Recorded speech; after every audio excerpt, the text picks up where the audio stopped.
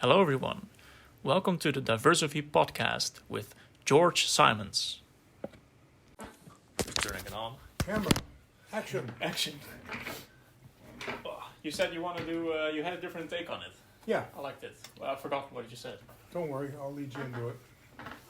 Okay. So you want to do the same intro as before? That's pretty good, yeah. Okay. Today's topic is about intercultural communication. If you are new to the subject, then this podcast is for you.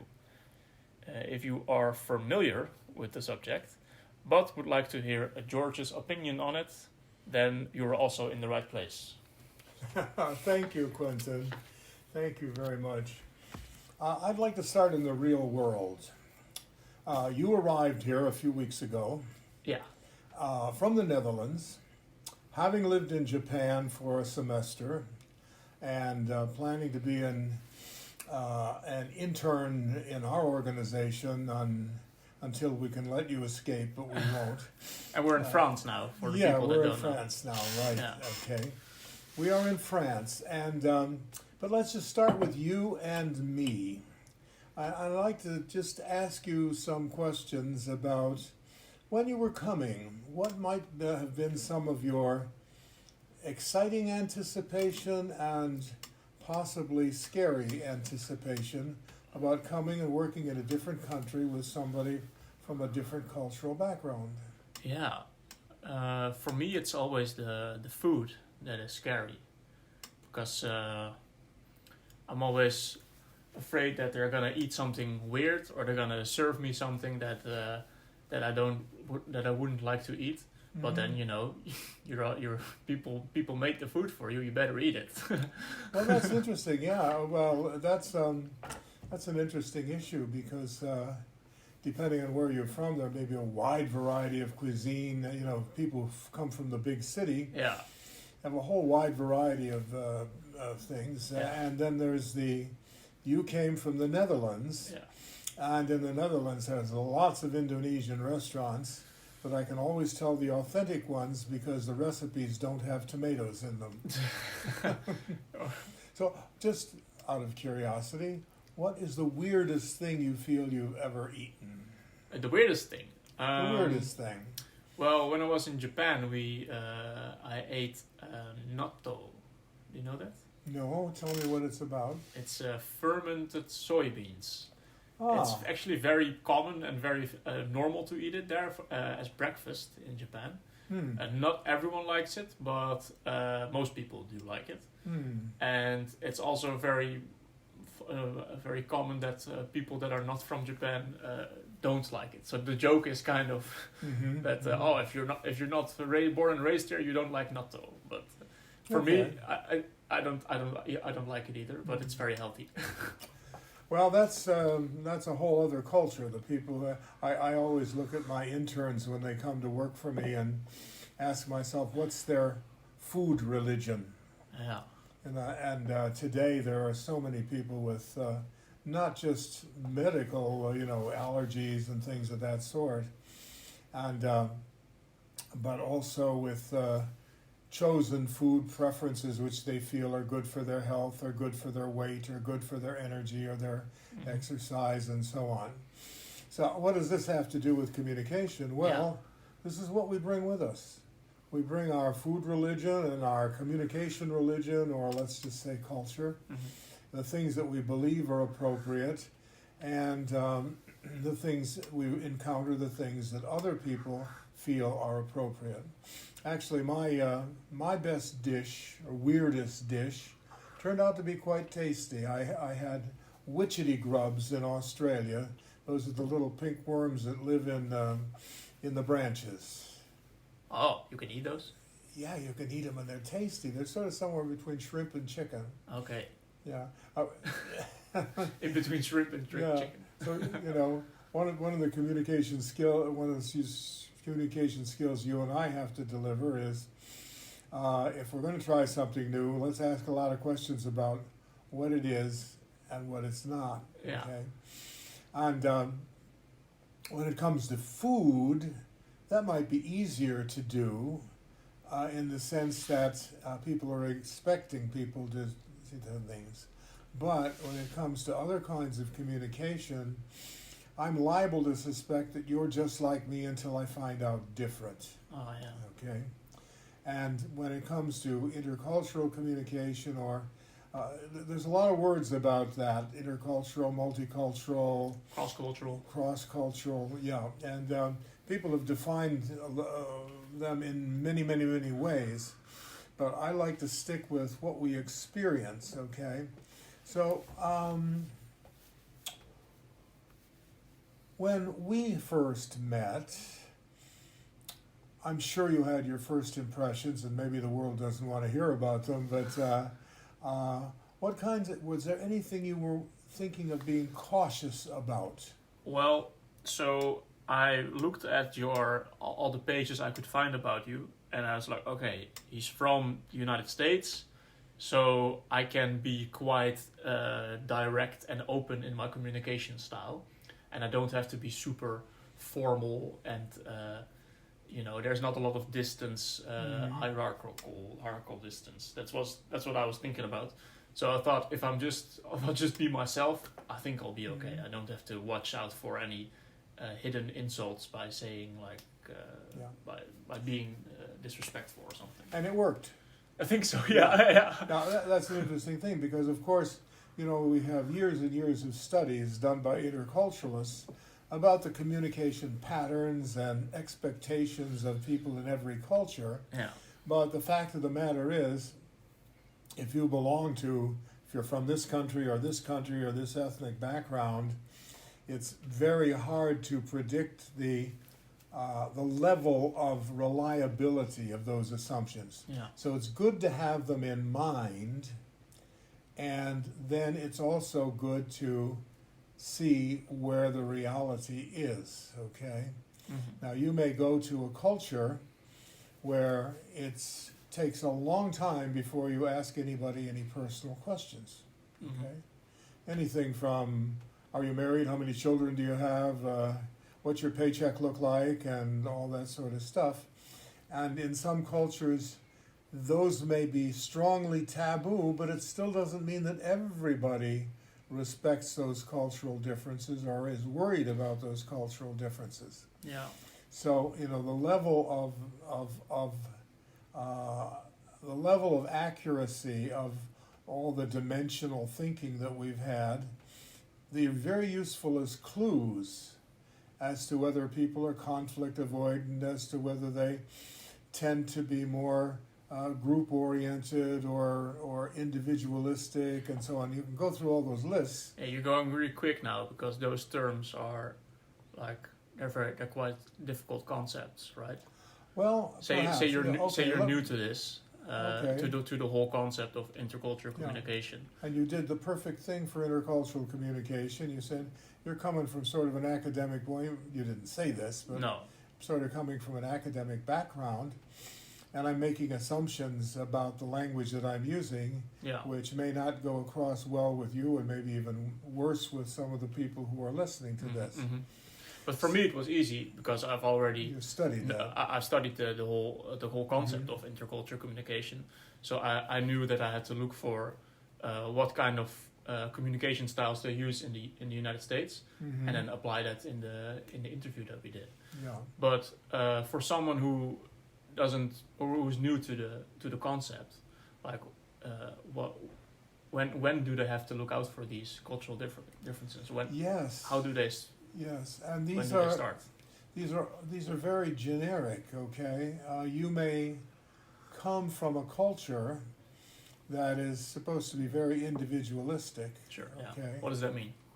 That means that let me give you a different way of talking about it. I don't know if I mentioned this before, but I grew up as second-generation immigrant child from Polish and Eastern European backgrounds. Okay, and as long as I was in my family, my family gave the really important message, and that was, if everybody helps everybody else, everybody gets helped.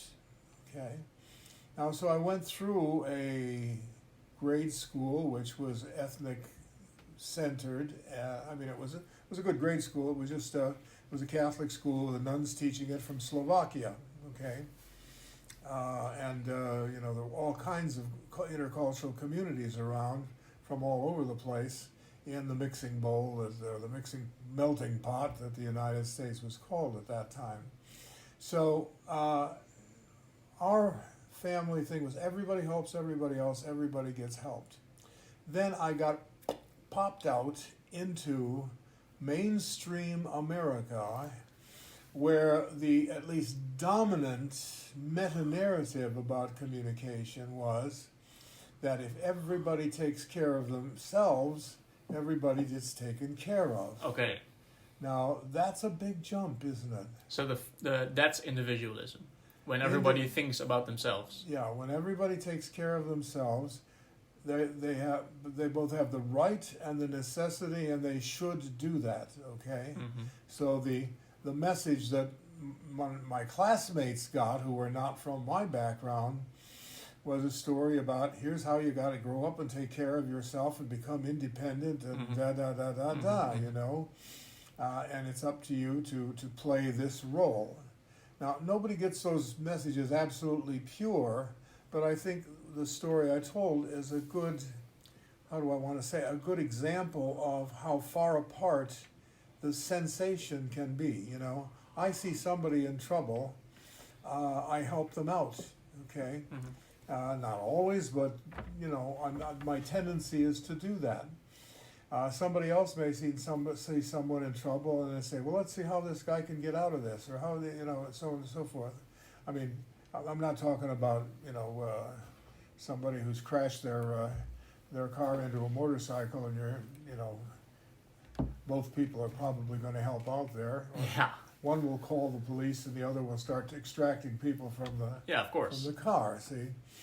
And they may do both. But the point is that there are these tendencies that are unconscious, but are big stories that run the way we live, the way we appreciate others, the way we speak to others, the way we compare ourselves to others, okay? Now... and it's taking these differences into account? Yeah. And that is part of the skill Yeah. of intercultural communication? So taking these differences into account? Yeah, well... That's part of the skill? Part of the skill is discovering what they are. Yeah. That's what the differences are. What the differences are. What the messages are that are different. Mm-hmm. And that's one of the reasons why, this is sponsored by our Diversity intercultural game learning system. And basically what that's about is bringing out the stories from individual cultures and helping people to share their version of that or how that is managed. Like, for example, we have cards which say, in this country, people tend to do this very often. Tend to shake hands, for instance. Yeah, how is this problem shared? Yeah. Or dealt with in your culture? And tell a story about that, okay? What's happened to you because you dealt differently with the situation rather than someone else, okay? So an example card could be of the game. Say you have someone from Northern Europe and someone from Japan, and they meet for the first time, but they don't know anything about the other's culture. And you just did that, right? Yeah. So one sticks out his hand to do a handshake. The other bows, and they kind of got this. What's happening? You know. One guy from Northern Europe comes up, and he's been a good student of intercultural stuff, and he says, "Oh, it is a great pleasure and honor to meet you, Dr. Yamamoto. We are looking forward to your experience and skills in helping us form the project that we're going to collaborate on." And Dr. Yamamoto says, "Hi, Charlie, how you doing?" But that's the other way around. Then that's when they're trained about their own culture. Yeah, and then they kind of how do you say that? Yeah, they cross paths. They cross over each other, like they shoot. Yeah. So even if you've had good intercultural courses, you cannot take the assumption that the other person will receive your attempt to act in that cultural way or speak in that cultural way that's effective. So by and large, and this is one of the reasons why we feel that these games and things like story circles that are run by different organizations are very, very useful, because they get us to share firsthand how it is for us in our own culture. Okay? Not just how it is for us because we're from this place or this place or this place, but how it is for us in our own culture. Okay? Then, of course, you know, there are lots of, this is what makes intercultural communication so complex, is there are lots of differences. You know, in my organization we may do X, Y, and Z, and in your organization you may do X, Y, and V, you know. And that may be a real part of, an important part of the cultural values. This is one of the ways we behave in our organization. And even within the organization, hey, you're in marketing, I'm in production. You're telling the people we're going to get all this sort of stuff, and then we got to make it, you know? I'm just pointing out that the values of individuals and their professional, familial, even their football team preferences are going to show up at various points. And the question is, how do we work with them? Now, one of the things that I have found extremely valuable recently is the growing awareness that people have that we are, when we exchange our stories, we get to learn the on-the-ground facts about other people. And on the other hand, a lot of what has been done as diversity training and intercultural learning has been focused on the differences. And not only focused on the differences, but how can we avoid wasteful conflicts. Making mistakes with each other. And you have to start somewhere. Yeah, and well, you have to start somewhere, and often we only become alert to a problem when we have made a mistake. But if we can, you know, learn about creating awareness of the possibilities of this, it can be quite different. So, but what I'm saying here is that the real value that can be had here is if we're telling our stories, we're looking for not just similarities, but even new and different things that can change our perspective, that can help us to collaborate in better ways, that can help us to be creative with parts of my culture and parts of your culture. Okay. So not only looking out for the differences in order to not make mistakes, but looking from other people's perspective in order to make more creative solutions. Connect, make better solutions, okay. Increase the possibilities of what you can do. Yeah. I listened to a very interesting webinar today, partially, and it was about how do immigrants acculturate to the majority population, and how does the majority population actually acculturate to immigrants.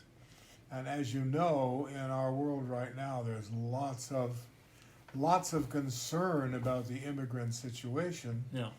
Because there are so many in so many different places, and the story of the dehumanizing stories that are often told about immigrants are things that we really need to pay attention to. You know, if you listen to certain politicians, you'd think that every immigrant was a thief, a drug dealer, and a rapist.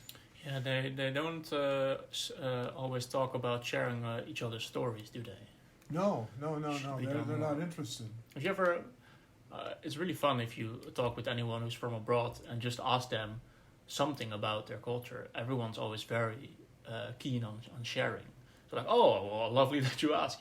This is how we have a meal, or this is Well, what we say when we depends. eat breakfast. Some areas are easier to get into, and companies have often tried this sort of thing. I remember when I was working in the Netherlands, I was working for Shell, and in the Shell cafeteria, we had every lunch looked the same, and it was Dutch until we came to Friday, and Friday was Indonesian food, and I garbaged up, and I love this stuff. Yeah.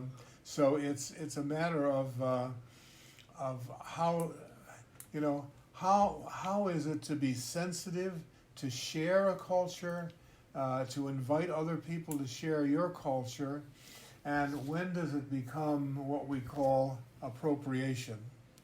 And appropriation, generally speaking, is taking the cultural values or behaviors or customs or clothing or whatever that belongs to another culture and using it, but not using it in a respectful kind of way. I mean, it's only in recent years, for example, that there's been a whole big discussion about what are you going to wear for Halloween? Okay. Oh yeah. And when I was a kid, you'd be dressed up as cowboys and Indians. I got one. You're wearing one right now. Yeah, I'm wearing a. People can't see this, but I'm wearing a beautiful Mexican poncho, which was made in India. Well, there you go. Yeah. So the question is, how delicate are the values and the cultural items and cultural practices to the people who are coming? How open are they, and how open are you to living with some of the differences? There are big issues that we're not going to resolve in a day or two, where people are talking about what's involved in human rights issues. Right now we know that there's a big set of human rights issues going on around sexual identity. Yeah. And I just saw on the news today there's a big struggle in Uganda about passing a law that even allows execution of people who are sexually active in certain ways that's just against awful. the culture. Okay. Now and then there's other cultures where we have parades down Fifth Avenue of wearing all our rainbow clothes and stuff. Yeah. Not that there isn't any bias or any problems of communication across those cultures, but at least it's opened up to a certain level where it can be dealt with. I remember, for example, communication issue when the business of the communication of diseases came up, okay, and then all of a sudden we had issues that related to homosexuality. Remember? Oh. Remember that? Well, no. Please go on. And then what we discovered was that the disease that was being spread had lots of other kinds of backgrounds, but was apparent also in when was this? This is so. Ours agree. I can't. I'm difficult at putting the labels on years, but I would say not exactly. I would say that this was happening early 1980s. I encountered it early 1980s. Yeah. What do I feel? People would ask me questions about this, and I didn't know what to feel about this. Yeah. And I didn't know what questions would be offensive or topics would be difficult to discuss with people who might be of different sexual orientation than myself. Yeah. So for people who are new to communicating across cultures, what are the things that can improve this skill? Like how can you train this for yourself? Like what are things to practice? I think, first of all, we're all training, we're all communicating across cultures, But what happens is that Well, you say we all are, but say you have just a friend group of people who are all from the same village. Like, yeah, but you're not really. their, Is that their still cross families are culture? different. They Sure, root yeah. for different teams, Yeah, and yeah, all that yeah. other sort of stuff. So there's a certain level of which we're accustomed to dealing with differences. But if we really want to be effective in this, there are a couple of things that we need to be aware of. And first of all, I think the biggest thing is learning how to listen effectively. And that means, I mean, what we might want to call listening between the lines, but it also has to do with, which is taught in a lot of business courses now and taught in a lot of educational environments, which we call active listening. Okay. Now, active listening involves in, first of all, being interested in how another person sees something. Okay, so you know, oh, you tell me you're from the Netherlands. Tell me how you feel about da da da da da. Yeah. You know, so in other words, I'm inviting your exchange rather than just reacting to it. Yeah. You guys eat raw fish on the street? Come on, you know. Well, you said food is a good starting Yeah. point. Yeah, Yeah, we do. yeah, Raw fish on the street yeah. from the stand. And so, in other words, if I say, "Oh, what's really interesting that I should try when I'm in the Netherlands?" Da, da, da, da, da. In other words, you put it on the level of I'm curious. Yeah. I want to know a little bit more. Okay, and then you might say, "Well, one of the really interesting dishes that we have is called groene haring, and it's basically raw herring that's been dipped a bit, and you dip it in onions, and Onions, you just yeah. hold on to the tail and munch it down to the tail. Okay, Well, they make sandwiches out of them too, well, you make sandwiches out of them too. with pickles. Yeah, and well, I mean, there's lots of ways of going about it, but I mean, the image of somebody just taking a fish by the tail and leading it down into their mouth as they chew bits off is It's a stereotype quite almost. well, it's quite a surprise, yeah, and you see that sort of thing. So, first of all, I'd say, oh, wow, you know, that strikes me as really different from how we eat fish, and then I might share something about Yeah. in my world. What happens is that the only place I see raw fish is in the Japanese sushi bars. That there's a few around town, and I actually kind of like it. But it doesn't have the sense of holding the fish by the tail and bringing it down. So a good place to start is being curious and asking about Yeah. other people's perspective. Yeah, and then gently sharing what might be your different way of Mhm. going about that. Okay. Yeah. No, but always with affirmation, like, "Wow, that's really interesting." You know, one of the things that we do is Yeah, da da da da da da. What do you think about that? So then I'm inviting your response back. Okay. Not like something. Oh, you do this like this. Well, we do it like this, and then kind of Exactly. not like that. No, but no. but You more- believe that? Yeah, You know.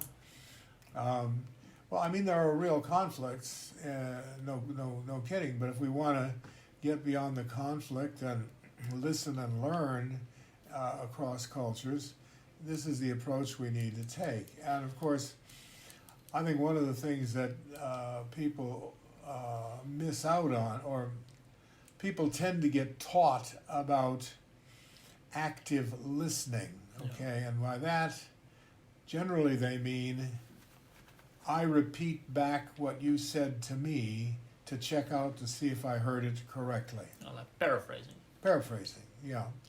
And that's a good practice, don't get me wrong, but what I'm saying is that's not the whole story. It's got to be my interest in going beyond that sort of thing, and if my impression is incorrect,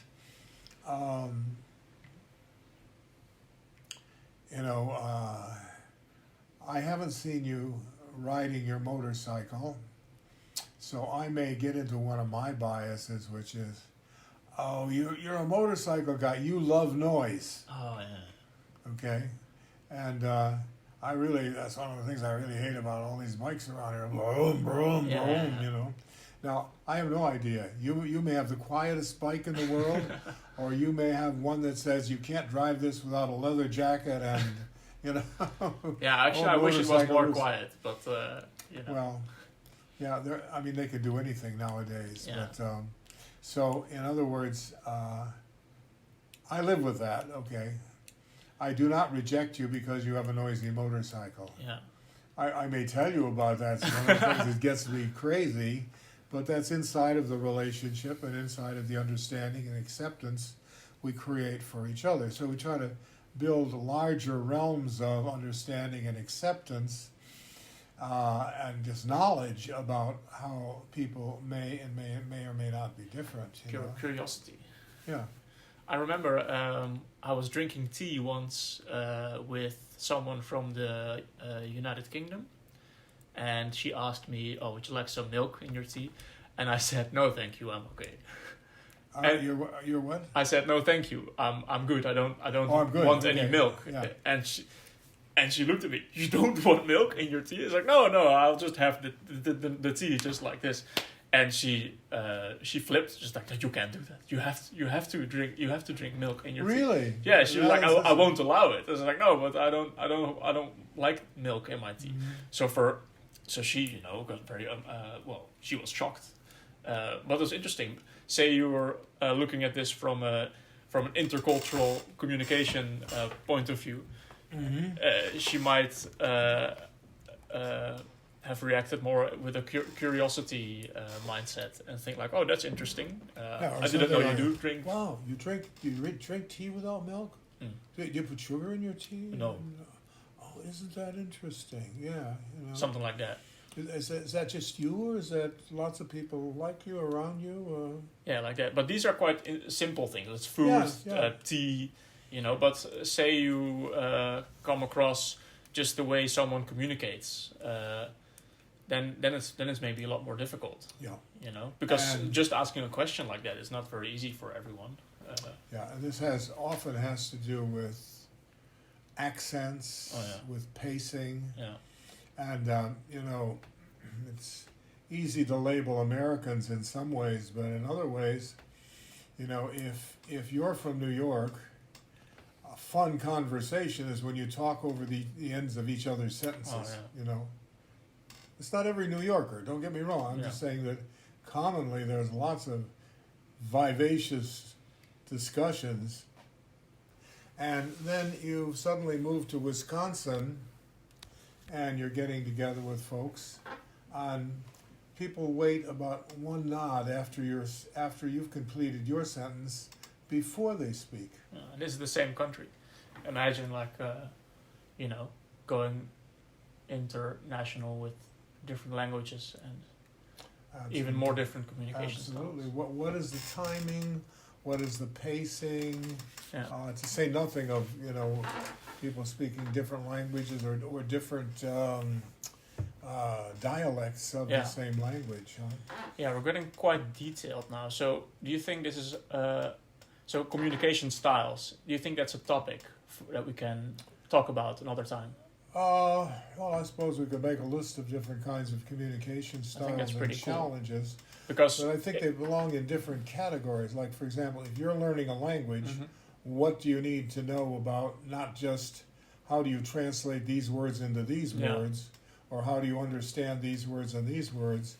It's, we've heard for a long time that 92% of communication meaning is transmitted by tone and body language. We used to talk about the words, the music, and the dance, and the music and the dance were 92% of the communication. And then body languages differ vastly across. We don't have any body language example here, but no, sorry guys. No, that's okay. But I can say, "Wow, Quentin, that is great," and I can say, "Oh wow, Quentin, that's great."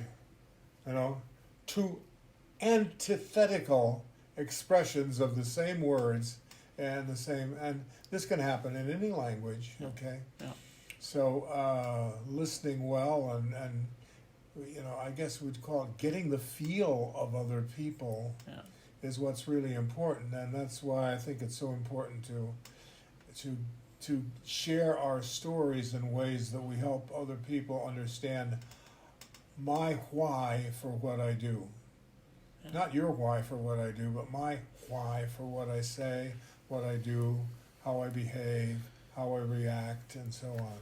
Yeah, so when communicating with someone from a different culture, trying to find out what their differences are and why they are different. Yeah, well, and then as I said, acting on. There are some things we learned about common differences between certain cultures. Mm-hmm. It's good to know about those because they may show up. Yeah. But then, if you really want to get to know somebody, you need to pursue how do they see things in life and share how you see things in life. And usually those things are connected to a story, how we learn to be this way or how we learn to be that way. And that's important to know, the story behind it. Yeah. How did they come to that way of thinking? How is it that I feel this way about certain things? And we started with the example of food, and it's true. How does this suit your taste? Well, where did I get my taste from? Where did I get my taste from, and how do I identify my taste? Yeah. And while it's easy, not always, but easy to accept that, somebody else might not want to eat the worms out of the thing, but see, my father, he would bring home things like, the crickets that they eat in the bullfights in Mexico, and chocolate-covered ants, and I was so lucky in life, and I mentioned this the last time, so I'm not going to go there again, even though it's one of my dearest places in life, is the example I got from my dad about being curious. Don't be afraid, be curious until you learn there's something to be afraid of. That's good. That was my... I like that one. And this goes for our communication too. If I say something and it doesn't go over right, then I either have to pursue it with that person or find a time when it's easier to, hey, yesterday when I did this, it didn't seem to go over very well. Tell me a little bit more about why that was uncomfortable. Sometimes people will just apologize, but more or less, you want to establish the kind of relationship where you can ask, what did it mean to you, and share what it meant to me, and say we're trying to connect even better, Yeah, being open in the way. Also, from the other side, not being offended, because someone else might offend you. You're speaking with someone from a different country, and then suddenly you feel offended, but you didn't expect that. But you have to think that, of course, you have to assume that they're not trying to offend you, but they might just say something accidentally, and then you feel offended. The word tolerance doesn't go over well in English these days, because it sounds like I tolerate you as sort of a negative way is being used. But really, when you look at tolerance, which is accepting the other as the other is, I've always said that, I want to be dealt with tolerantly, but I want to be tolerant of others, and I want to see that tolerance goes both ways. In other words, I don't want to be one of those people who seeks offense. And unfortunately, a great deal of the intercultural and the diversity world has been focused on this, finding out what's offensive, how do we avoid the conflict, and so on and so forth. Yeah.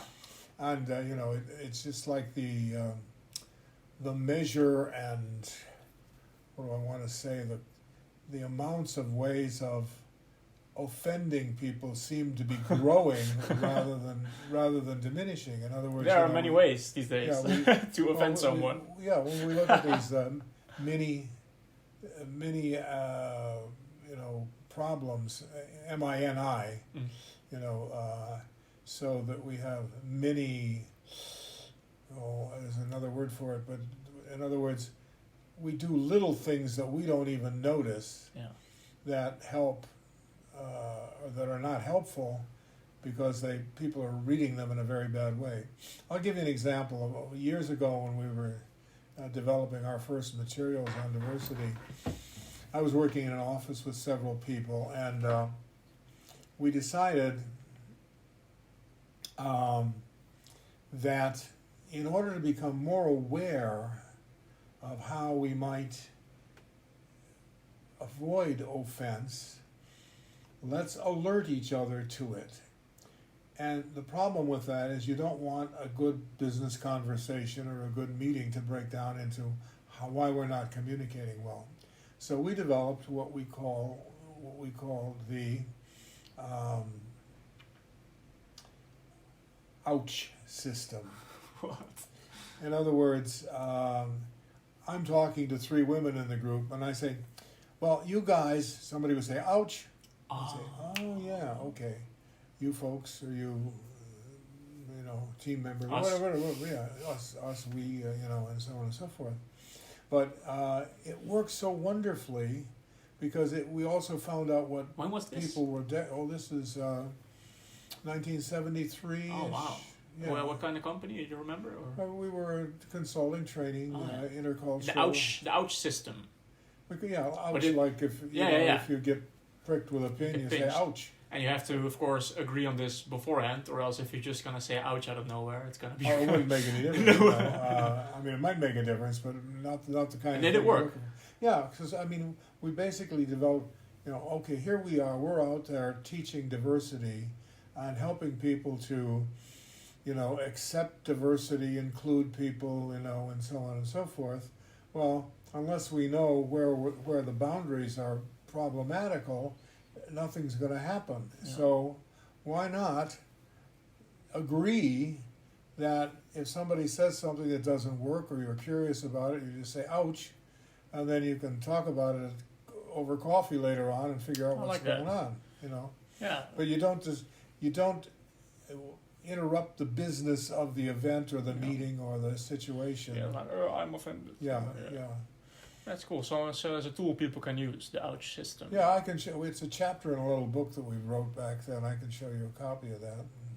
George, do you think we have defined intercultural communication? Not at all. Not at all. Not at all.